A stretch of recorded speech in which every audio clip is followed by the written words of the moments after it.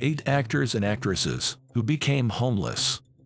1. Margo Kidder. Kidder portrayed Lois Lane in Superman the movie. She won a Saturn Award for Best Actress. She reprised her role in Superman 2 and Superman 4, The Quest for Peace. Then Kidder was diagnosed with bipolar disorder. She refused treatment, despite manic episodes. In 1996, she was found sleeping in a cardboard box in LA. Kidder got back on her feet later in life. She even won an Emmy in 2015. Kidder died in 2018 at the age of 69. 2. Bobby Driscoll. Driscoll was one of the first Disney child stars. In 1950, he won an Oscar for his role in The Window. His last screen role was in 1958's The Party Crashers. Bobby was already addicted to drugs. In 1968, his body was found in an abandoned building. He died of an overdose at 31, penniless and homeless. 3. Natasha Lyonne. Lyonne started getting into trouble in the 2000s. Her drunken escapades got out of hand. Then she was hospitalized with hepatitis C. Lyonne was evicted from her home by her own friend. She ended up homeless and broke. She made a comeback after she quit drinking. 4. John Drew Barrymore. John Drew Barrymore never achieved true fame. Unlike his father and children, he was always a side character. He was suspended from SAG for failing to show up on time. Barrymore was using drugs and ended up homeless. Barrymore lived in the wilderness as a recluse. He died of cancer in 2004. 5. Brett Butler. Butler starred in Chuck Lorre's Grace Under Fire.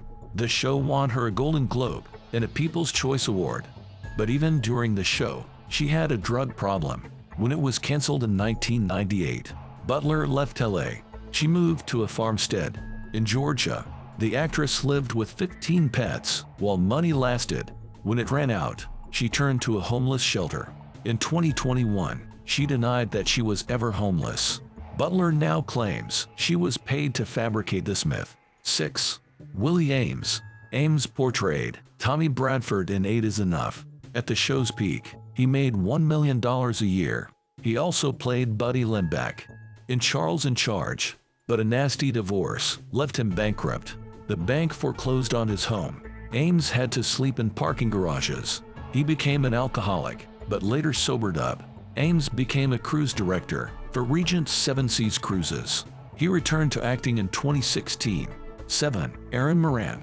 Moran portrayed Joni on Happy Days, but the teen star's life quickly went downhill. She accused her father of physical and mental abuse. She battled depression and lived in hotels. Moran and her co-stars sued CBS for breach of contract. She was awarded $65,000, but the money didn't last. In 2010, Moran and her husband lost their home. They lived with his elderly mother in a trailer park. But in 2012, Moran was kicked out after a drunken brawl. She spent her last years without a home. Moran died of cancer in 2017, aged 56.